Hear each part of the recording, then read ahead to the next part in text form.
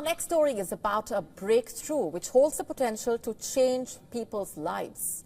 A device has been developed by scientists. You know what it can do? Translate thoughts about speech into spoken words, that too in real time. How was this made possible?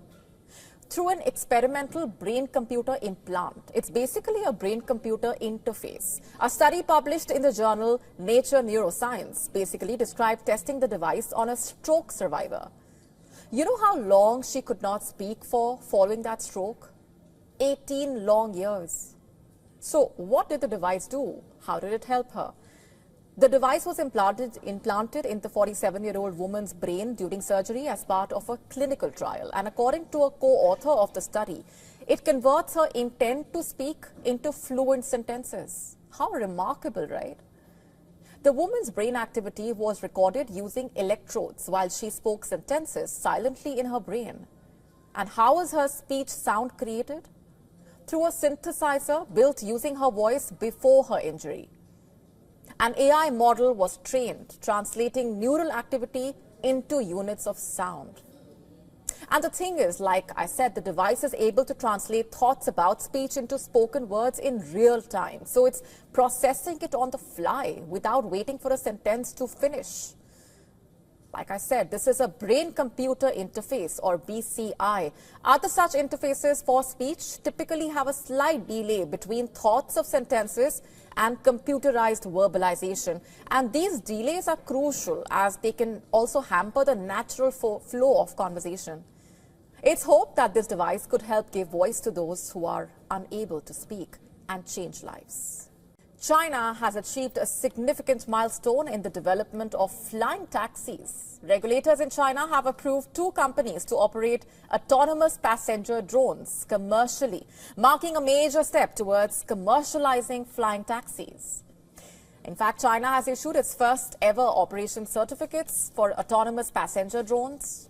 The air operator certificate will allow the 2 companies to operate EV tolls for commercial passenger services, including urban sightseeing tours. Named EH216S, the low-altitude carrier has a carbon fiber body and is fully electric. The flying taxi is capable of flying autonomously. In other words, it does not require a pilot to fly. The flying taxi can carry 2 passengers and has a maximum flight range of 30 kilometers. It can fly at speeds of up to 130 kilometers per hour. China has been investing heavily in the industry, and according to a China-based research group, China's low-altitude economy is expected to be worth $207 billion by the end of this year. The countdown has started for U.S. President Tariffs plans. The European Union president has said she hoped to avoid a trade war with the U.S., but Brussels has a strong plan to respond to any tariffs imposed by Washington. The statement comes on the eve of Trump's tariff implementation on April 2nd. And according to the European Union chief, the bloc holds a lot of cards that can be leveraged to negotiate and, if needed, push back against Trump's plan to impose sweeping reciprocal tariffs on all trading partners. Our objective is a negotiated solution. But of course, if need be, we will protect our interests, our people and our companies. And I want to be very clear on the aim of our response. We think that this confrontation is in no one's interest. The flow of goods and services between us, the United States and Europe, is nearly balanced. Of course, we are willing to work on the trade balance of goods as well as on the trade balance of services. This is the largest and most prosperous trade relation worldwide. We would all be better off if we could find a constructive solution. At the same time, it also has to be clear. Europe has not started this confrontation. We do not necessarily want to retaliate. But if it is necessary, we have a strong plan to retaliate, and we will use it. Now, this comes after the U.S. president said that he would be very kind to trading partners when he unveils further tariffs this week. Trump said the details of his reciprocal tariffs could be revealed soon. Are going to be very nice by comparison to what they were the numbers will be lower than what they've been charging us, and in some cases maybe substantially lower, but we sort of have a world obligation perhaps. But we're going to be very nice. Relatively speaking, we're going to be very kind. The Wall Street Journal reported on Sunday that advisors have considered imposing global tariffs of up to 20% to hit almost all U.S. trading partners. Trump said that he was not concerned that the new tariffs could push some of the United States' closest allies to work with China. He also made a big claim about India, saying that he has heard that India is likely to drop tariffs substantially.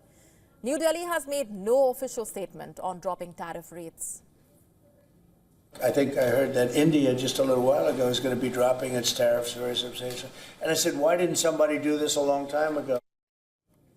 The U.S. president insists that reciprocal action is needed because the world's biggest economy has been, quote-unquote, ripped off by every country in the world. Trump, who has promised Liberation Day for the United States on April 2nd, used a new term for his planned tariffs. I think this is going to be an amazing, I call it a lot of different names, but it's really, in a sense, it's a rebirth of a country, because how we could have afforded to do what we did, we help everybody, and they don't help us. Meanwhile, market nervousness has intensified after Trump said on Sunday that his tariffs would include all countries. Earlier, a White House press secretary had told reporters that the goal on Wednesday would be to announce country-based tariffs, although Trump remains committed to imposing separate sector-specific charges. A president and a rock star walk into the Oval Office. What happens next? No, that's not the beginning of some bad joke. It's actually what happened on Monday. U.S. President Donald Trump was joined by musician Kid Rock in the Oval Office, where the two declared a war against ticket scalpers, and in other words, ticket resale. What was the goal? To make live shows affordable for the working class. You heard that right. Trump has basically signed an executive order targeting bought scalpers in the entertainment industry. Flanked by Kid Rock, Trump signed the executive order aimed at protecting fans and reforming America's live entertainment ticketing industry. Kid Rock, who performed hits like All Summer Long for Trump supporters on the eve of his inauguration in January, thanked Trump. He said he hoped that working class people will be able to attend the shows again. I think Bob is more interested in the fans and the people that are having to pay crazy prices than he is the artist. Maybe the artist a little bit, but the fans a lot. I've spoken to him over the years about it, and it's been, it bothers him. It bothers a lot of other artists too. It does. The artists, and they go out with a $100 ticket and it sells for $2,000 the following night. The order targets ticket scalpers and high live event fees over price gouging. It basically targets bots, unfair reselling, and price gouging. Trump has described it as a very serious order. So what's the big issue with ticket scalping in the U.S.? How big is the issue? It has to do with U.S. politics and Taylor Swift.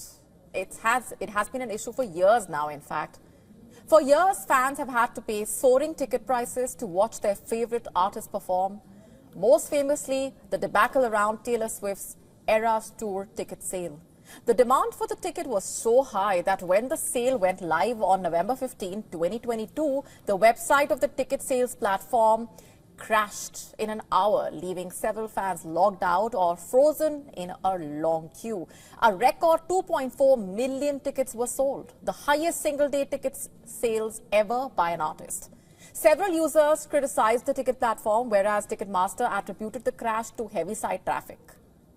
What emerged later was that scalpers had purchased a large number of tickets and put them on ticket resale websites for exorbitant prices. And as a result, fans and consumer groups accused Ticketmaster of being deceitful. The high-profile nature of the controversy prompted a Senate hearing on the matter and an antitrust probe by the previous Biden administration. The Justice Department under Biden eventually sued Ticketmaster and its parent company, Live Nation, accusing the concert promotion and live ticketing giant of operating an illegal monopoly that thwarts competition in markets and drives up the cost of tickets. That's the long and short of ticket scalping in the US. Now, President Trump's order targets unscrupulous middlemen who impose egregious fees. The order directs the Treasury Secretary, Scott Bessent, and the Attorney General to ensure that scalpers reselling tickets at a higher price than their face value are operating in full compliance with the Internal Revenue Service rules. It also orders the Federal Trade Commission to work with the Attorney General to ensure that competition laws are enforced and ensure price transparency at all stages of the ticket purchase process as far as democratizing entertainment is concerned. This is a big deal. According to the White House, America's live concert and entertainment industry has a total nationwide economic impact of $132.6 billion.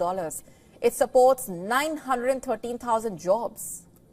Kid Rock called Trump's order a great first step. After signing the order, Trump handed the order to Kid Rock, who hoisted it up in hand and declared, "Make America fun again."